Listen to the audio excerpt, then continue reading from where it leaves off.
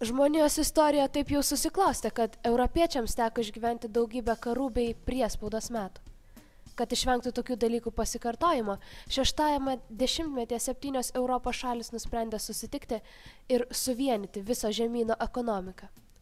Jos įkūrė anglių bei plieno bendriją. Bėgant dešimtmečiams, bendriją papildė naujos šalis.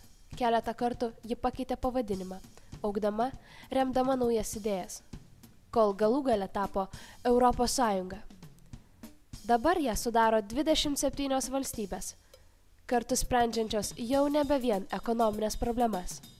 Mes – viso šito dalis ir kartu galime padaryti daug didelių dalykų. Tačiau per tiek metų spėjome įsitikinti, kad ir vienas žmogus gali pakeisti ateitį. Dar Romos imperijos laikais atsiradusi veto teisė leido suprasti, jog kiekvienas balsas svarbus. O štai 2004-aisiais Amerikoje vykusių prezidento rinkimų metu galutinis balsas teko Floridos valstijai. Tuomet Bušas prezidentu tapo vos poros procentų persvara.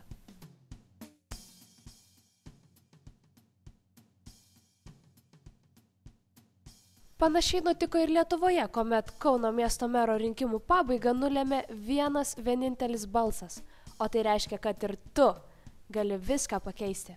Ar jau žinai, ką veiksi birželio 7 dieną?